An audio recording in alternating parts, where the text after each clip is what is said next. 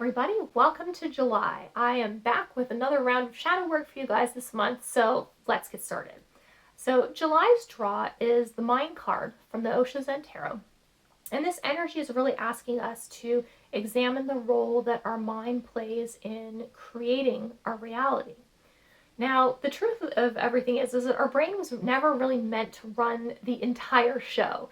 Its job is to be more like our personal assistant, not our boss. So what we really think has a huge effect on the way we see the world, as well as the choices we make and the truths that we tell ourselves. And that's why it's important to have our mind under control.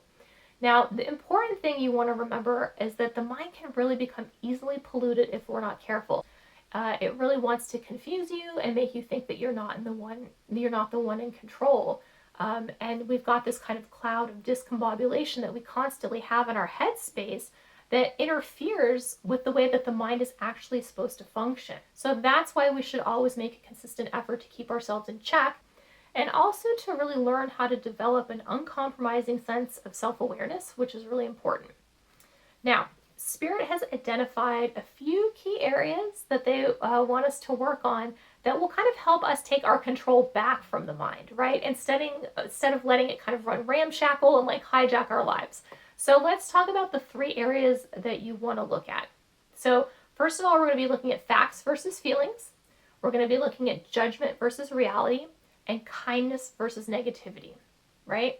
So by exploring these areas more in depth and approaching them with curiosity, we'll get a better sense of the patterns and habits we have that are actually negatively impacting and influencing the way that we think about ourselves and the way that we think about others. So let's briefly take a quick look into each of these so you can kind of understand where to focus your energy and how to focus your energy this month. So first one, facts versus feelings. So there's a really big difference between the facts of a situation and how you feel about a situation, right?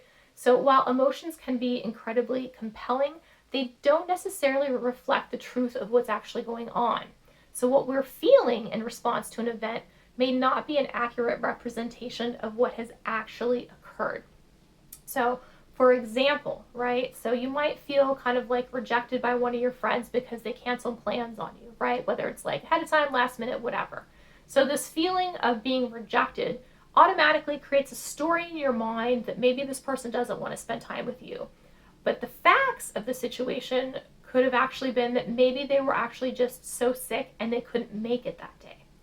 So when you learn to identify and manage your emotions, as well as kind of separate them from factual information, this can really enable you to navigate situations with greater clarity and also some really solid objectivity.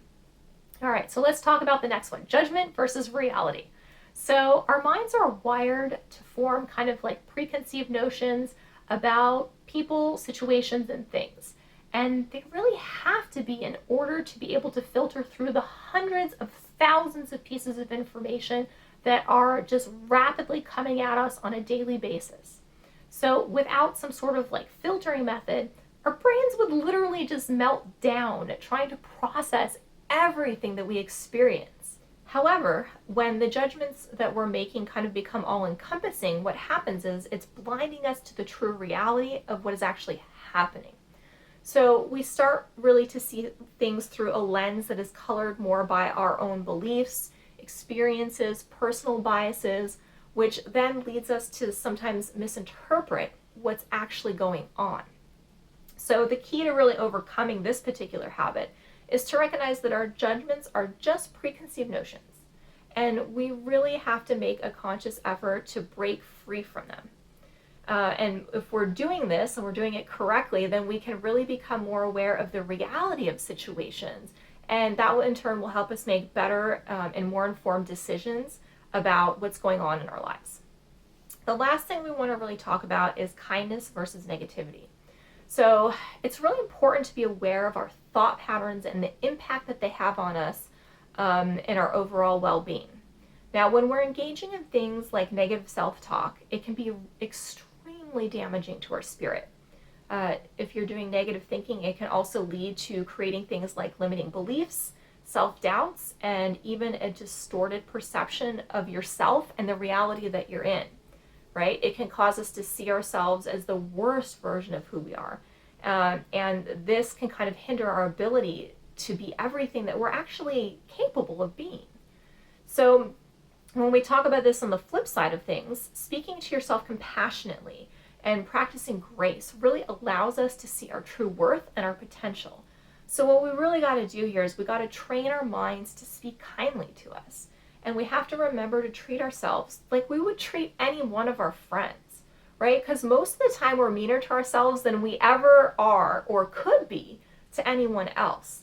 So it's really important to be nice to yourself, right? Words have so much more power than we really give them credit for. Now, this shift towards kind of a more empathetic way of thinking about ourselves really provides a great opportunity for us to be more in alignment with who we really are. Now, I hope all of this has given you some things to think about and some areas to explore as you work on yourself this month. Otherwise, I just wanted to thank you guys so much for watching, and I hope that you have an absolutely beautiful day.